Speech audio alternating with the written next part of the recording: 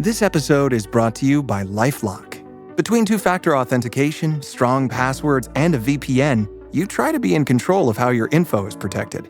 But many other places also have it, and they might not be as careful. That's why LifeLock monitors hundreds of millions of data points a second for threats. If your identity is stolen, they'll fix it, guaranteed, or your money back. Save up to 40% your first year. Visit lifelock.com/podcast for 40% off. Terms apply. Parents of tweens, if you're familiar with far-off drop-offs... Dad, stop, right here. Or get DMs about what's for dinner, you may be experiencing tween milestones. For your son or daughter, these can start at age 9. HPV vaccination, a type of cancer prevention against certain HPV-related cancers, can start then too. For most, HPV clears on its own. But for those who don't clear the virus, it can cause certain cancers later in life. Embrace this phase. Help protect them in the next. Ask their doctor today about HPV vaccination. Brought to you by Merck. Enter the world of sports the way you want with EA Sports College Football 26. Whether you rise through the ranks as a coach or chase greatness from high school recruit to Heisman, build your legacy and wear your colors with pride. Buy College Football 26 now at go.ea.com/MVP-bundle and bring glory home today. EA Sports College Football 26 is rated E for everyone. Includes in-game purchases, including random items. This podcast is brought to you by Carvana. Got a car to sell but no time to waste? Hop on to Carvana.com to get a real offer for your car in seconds.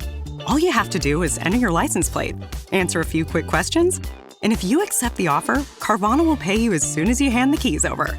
They even offer same-day pickup in many cities. Save your time, score some cash, and sell your car the convenient way to Carvana. Pickup times vary. Fees may apply. Hey, let's talk about your expense report. I didn't submit an expense report. You will. Custom saddles and dog training services are not within policy. What are you talking about? SAP Concur uses advanced AI to audit and automatically detect out-of-policy expenses. It's the breakthrough I needed to focus more on our future. These are my future expenses? Yes, and self-defense classes are out of policy. I'll need self-defense classes? You will. For what? It's a big dog. SAP Concur helps your business move forward faster. Learn more at concur.com. This episode is brought to you by Indeed. When your computer breaks, you don't wait for it to magically start working again. You fix the problem. So why wait to hire the people your company desperately needs? Use Indeed's sponsored jobs to hire top talent fast. And even better, you only pay for results. There's no need to wait. Speed up your hiring with a $75 sponsored job credit at Indeed.com/podcast. Terms and conditions apply. Have you ever spotted McDonald's hot, crispy fries right as they're being scooped into the carton? And time just stands still. Ba-da-ba-ba-ba. Welcome to the HCI family of podcasts. We're your source for personal, professional, and organizational growth and development. We share our own original research, explore industry trends, and interview executives and thought leaders from across the globe. Join us for practitioner-oriented content around all things leadership, HR, talent management, organizational development, and change management. Maximize your personal and organizational potential with the HCI family of podcasts. Nat Greene, welcome to the conversation today. Excellent. I'm looking forward to our chat. It is a real pleasure to be with you. You're joining us from New Hampshire. I'm south of Salt Lake City in Utah. And today we're going to be talking about what young adults need to excel in careers and leadership in the middle 21st century. You know, we're in a new day and age, a new world of work. We're in a place of constant disruption and change. The world is shifting around us. The sand underneath our feet, is moving. All the different analogies and metaphors we can throw out there. The reality is, young people today are going to need to be able to adapt in ways that perhaps, we've never had to before.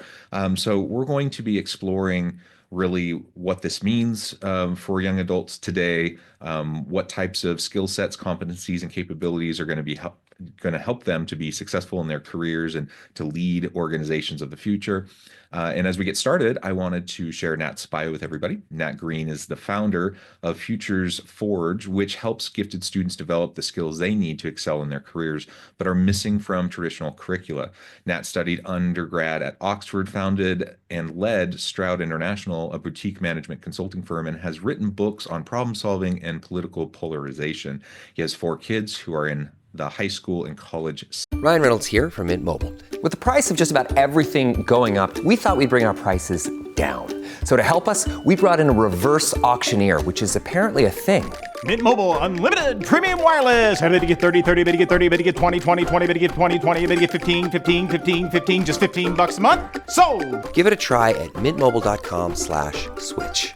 Upfront payment of $45 for 3-month plan, equivalent to $15 per month required. New customer offer for first 3 months only. Speed slow after 35 gigabytes if network's busy. Taxes and fees extra. See mintmobile.com. Systems currently. There's so much about your background that we could highlight, but I'm going to pause there. Anything you would like to highlight for the audience before we dive on into the conversation? Yeah, I just think on my journey, I went through the traditional sort of elite path, going off to college, starting at, getting into a business, starting a business, working in big companies. And midway through that, in my early 40s, I just kind of lost my way, got a bit burnt out for various reasons, some of it to do with family issues and so on. But what that did is it gave me a chance to reflect on what I was really interested in. And it turned out there were 3 things. Geopolitics, really interested in geopolitics. I've lived and worked and studied on 3 different continents and stuff. I have friends all over the world. I'm really interested in education. Like it's in my blood. My grandmother was a teacher. My mother was a teacher. My father-in-law was a teacher. My father was a university professor. I grew up in a university in Hong Kong. And then I'm also interested in disrupting things that aren't serving us. There's a lot of stuff where people get into a rut. They're doing the same thing, a lot of inertia. And that is true in education as much as anywhere else I have seen. Yeah. And so I didn't really think I could have much impact in the field of geopolitics. So I combined the other 2 things, my love for disrupting things that aren't servicing us and my great passion for education. And that's what I've been focused on recently. So that's why I'm happy to be here to talk to you about that today. Well, that's really cool. And I share all of those loves. And the geopolitics stuff is also something I spend a lot of time and energy thinking about. And I also, with dismay, kind of throw my hands in the air, given the current state of things. And I wish I had more influence. I wish I could drive some change there. But alas, we make a difference where we can, and hopefully we can drive change in the world of education and career preparation. And hopefully we can make a difference in our small sphere, and I believe we can. So yeah, let's have an awesome conversation as we dive on in. Let's start with just exploring, this young group of individuals. What do you think is unique about young adults today, younger millennial, Gen Z, students and workers? That are hitting the labor force? What sets them apart, makes them a little bit different? Well, if we get down to fundamentals, I don't think anything does. It's very popular to say it does, but they're still human beings. They have the same basic drivers. They want to be loved. They want to be successful. They want to feel self-esteem, make a contribution. So I think there's a lot of talk about the 5% that's different and not enough focus on the same basic things. And it's sort of like a practical approach that I take to everything. From a practical standpoint, it's just the same old stuff. And we seem to have forgotten that. Now, there are some unique circumstances some of them face. Some obvious ones, right? Like the impact of COVID. Okay, so obviously people are less socialized. I've had 4 kids who've gone through COVID.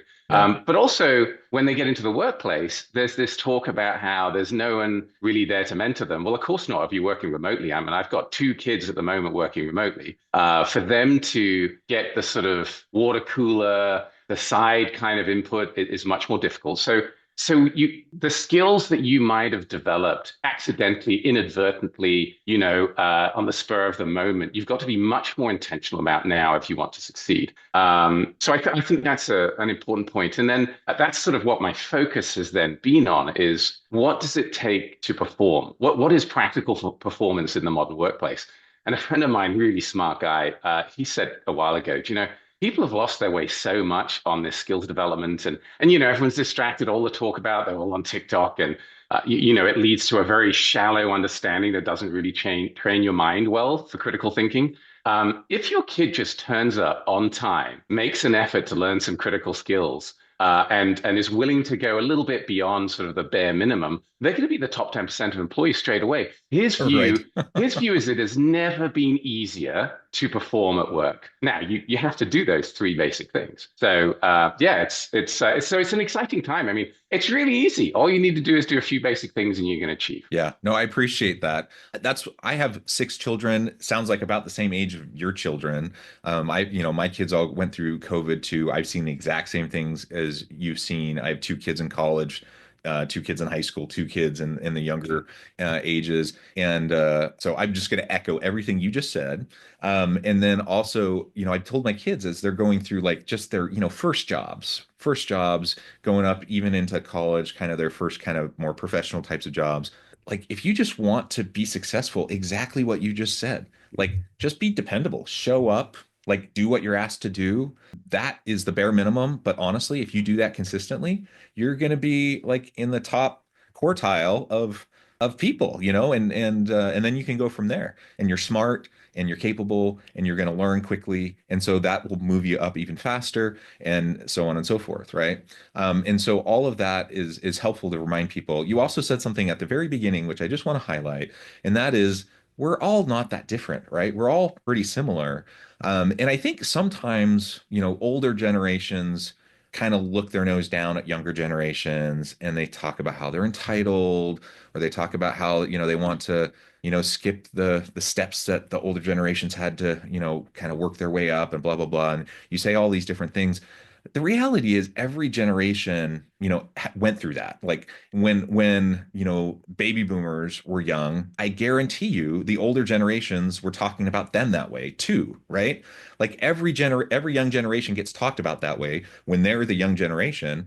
And then when they become the older generation, they talk about the young generation that way as well. And so it's partially just the natural way of things, life stage, perhaps. Just, I don't know. It's the way we as humans, I guess, make sense of the world as we age, and go about change. And so, in part, I like how you're just trying to dispel that myth and just like trying to help us recognize that yes, we're largely the same. There are different circumstances.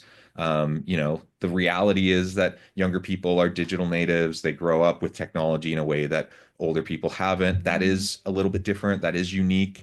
There is something there, right? COVID, there's something there.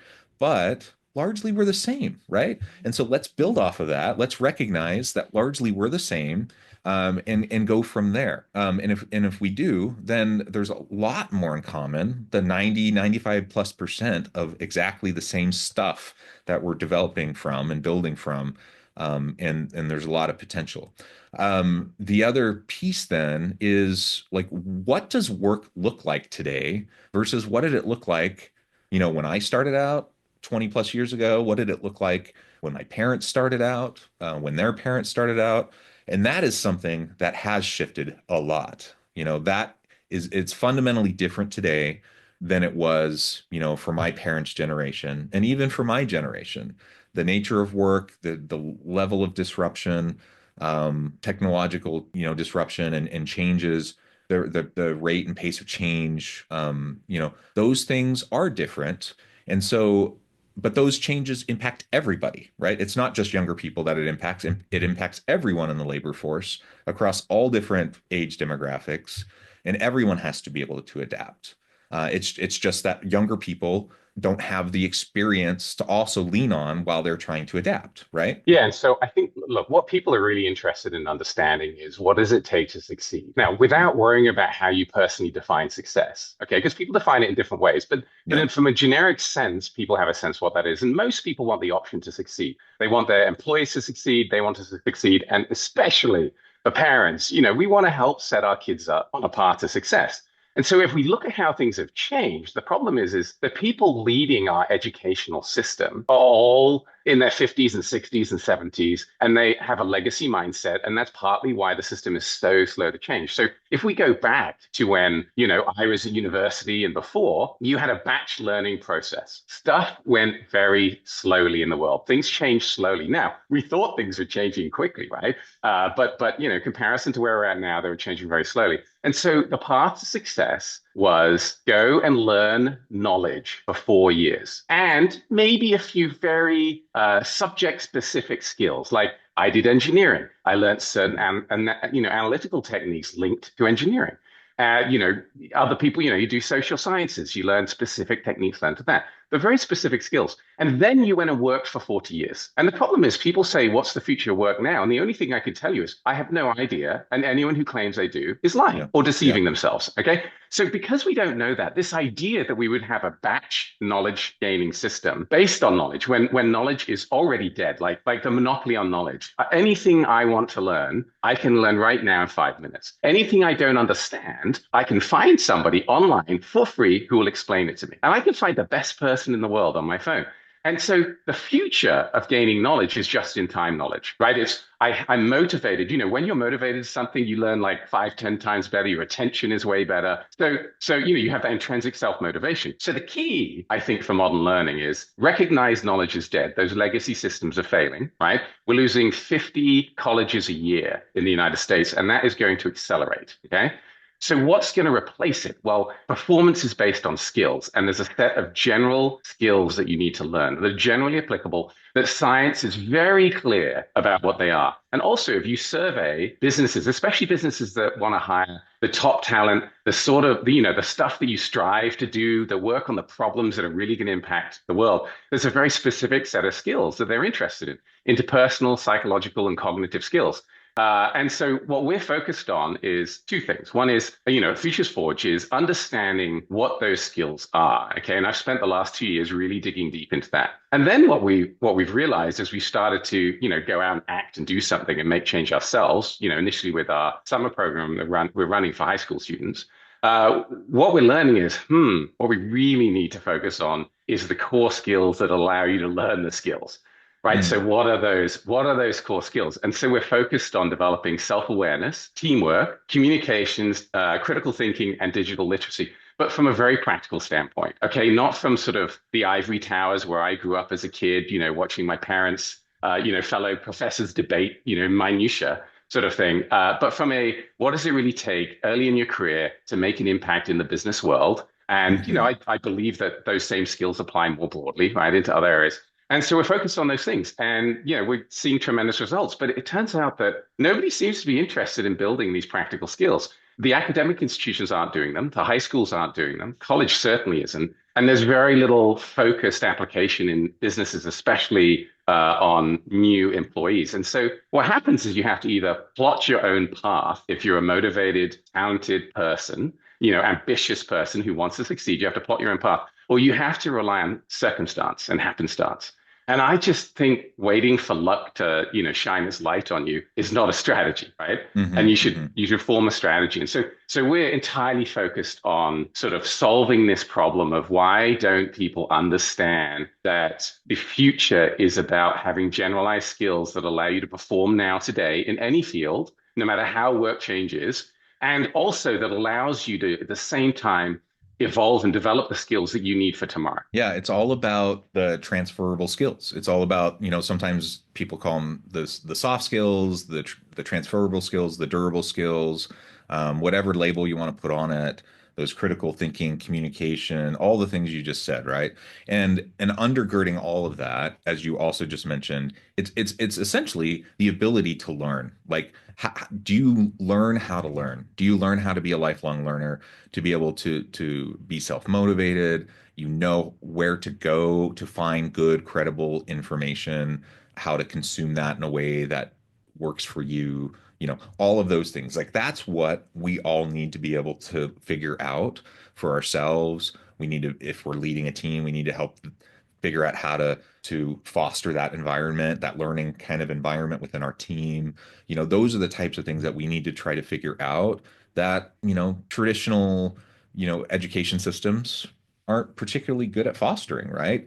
The traditional education systems are like follow the rubric, like do what we tell you to do. And you learn certain, competencies, learn how to write something, learn how to write an essay, you learn how to, give a presentation according to these steps, those sorts of things. That's not bad, but what, like you said, what we need is to be able to know where to go and what to do when we have something some new challenge that faces us that we never even knew we were going to encounter. There's no possible way that I know what's going to come 5 years from now. I can train students, for what they need to know today. I don't know what they're going to need to know 5 years from now. And some of what they need to know today might still apply, but I guarantee you a whole lot of what they need to know 5 years from now, I don't even have any clue what it is, and I don't even know what it is. And so how in the world do you teach it?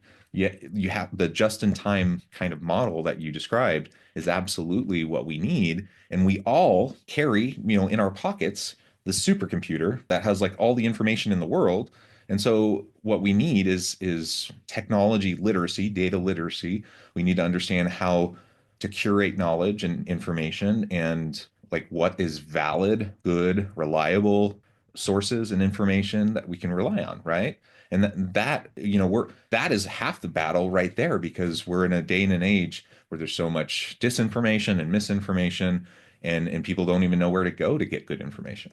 Yeah, well, look, you cover a lot of good points. Let me touch on a couple, but first, I think the interesting thing is when I look at what it takes to create an environment where people can rapidly learn, I'm fortunate enough that I worked in that environment and helped create it in my consulting career, right? So we took some of the best students from the top universities, brought them in, and then helped them really learn how to perform. And we had really great retention, very positive results. For most of the time I ran the business, we won best small firm, consulting firm to work for, according to Consulting Magazine. And that's because the staff were doing meaningful work, were succeeding, and were learning. Okay. And so they were all advancing, and they've all gone on to do great things. And so I get informed by that, as well as the education system. And what you find in business has a reasonable motivational construct, right? So because, it's more from an extrinsic standpoint, but there's some internal motivation created by the need to deliver a product or a project or some result, right?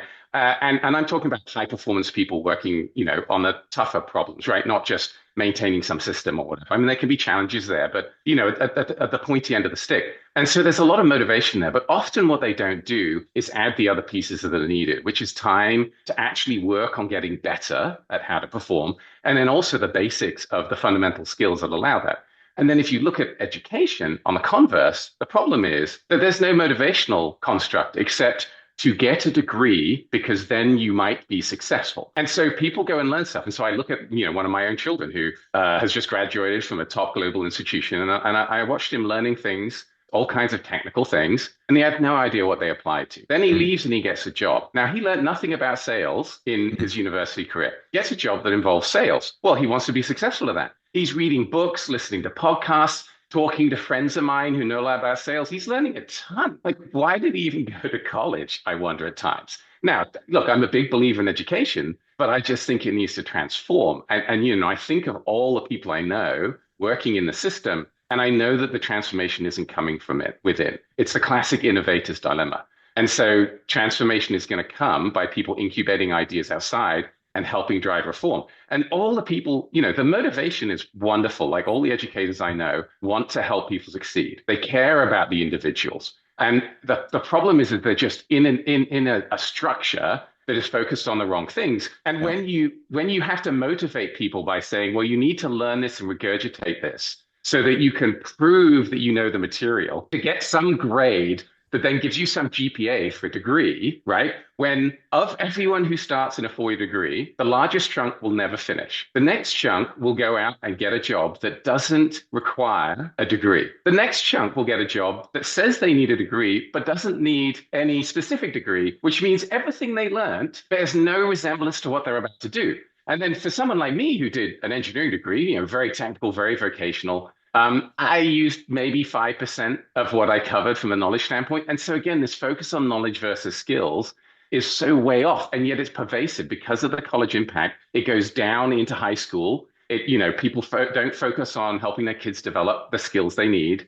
And then people turn up in the workforce and it's sort of redundant. I mean, can you imagine someone turning up saying, oh, I've learned how to do this thing, but I don't know how to prompt an AI? And you go, why don't you know how to prompt an AI? Well, I wasn't allowed to use an AI to help complete my assignments at college. Well, why did you bother going to college? Because at work, if you don't use the AI to make you more efficiently, I'm going to counsel you and then I'm probably going to terminate you. Okay, so it's so disconnected from real work. And they go, oh, but then how do we assess people? Well, you need to change your system. If you don't let your students use all of the productivity tools that are available right now, then you're just a Luddite. You might as well throw your clogs into the combine harvester, right? And have people reap by hand. And that might not be a popular view, okay? I do get in trouble at times. I'm a bit outspoken, but it's the reality. And so I just think parents and employers need to recognize, and educators, of course, need to recognize what's going on, and they need to change. But the pace of change, it's so hard to do in the institution. So I'll give you an example. We ran our first 2-week summer program last year for students, and we worked really hard at it, developed this program, and we ran it for 2 weeks. And of course, we're interested in learning. We're applying all of the skills ourselves that we practice what we preach.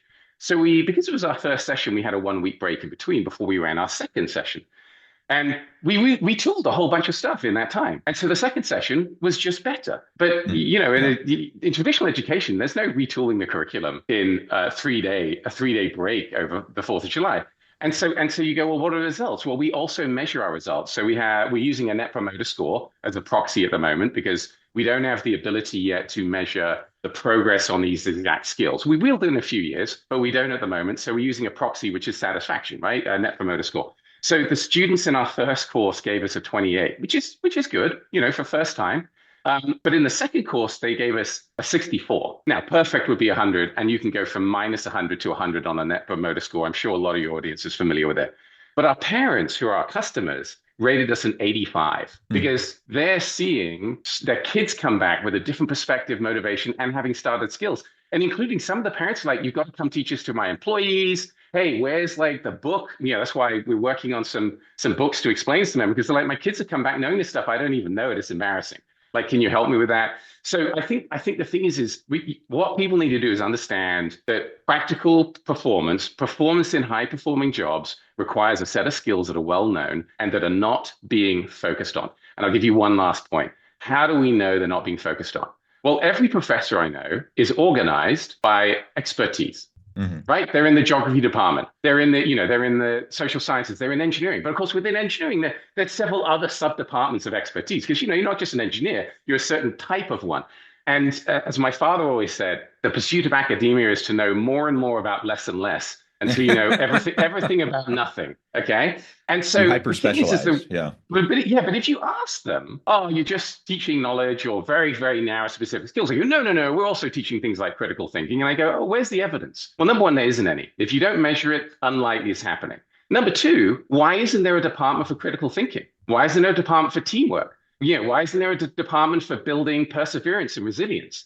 Okay, the whole institution is organized incorrectly for creating the people that are going to solve tomorrow's problems. Okay, they're organized for legacy time when knowledge was very expensive. Like if we're on a call now and we don't know something, like what's the atomic weight of iron? I don't know. Well, 40 years ago, we'd have to get up, walk across the street, go to the library, or look at our own books if we were wealthy enough to have it. But now we can just look it up on our phone. So the cost of the knowledge, the value of the knowledge. You don't even have to do that.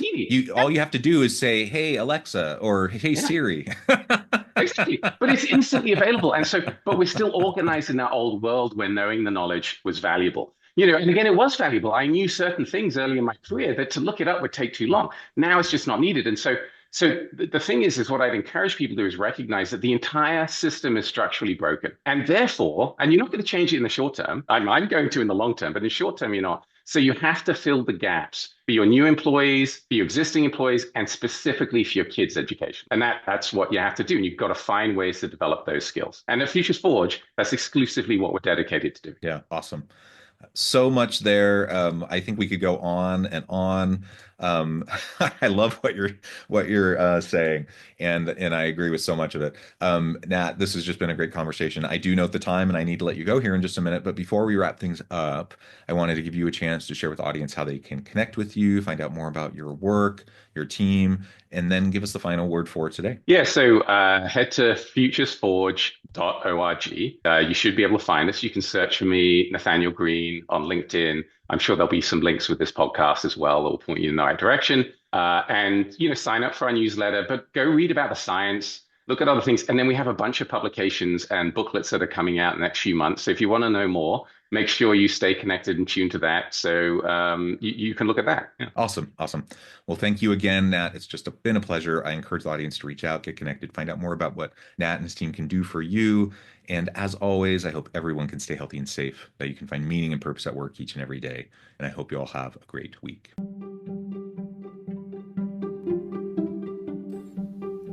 Thanks for joining us for this episode of the podcast. We hope you stay healthy and safe, and please join us again soon.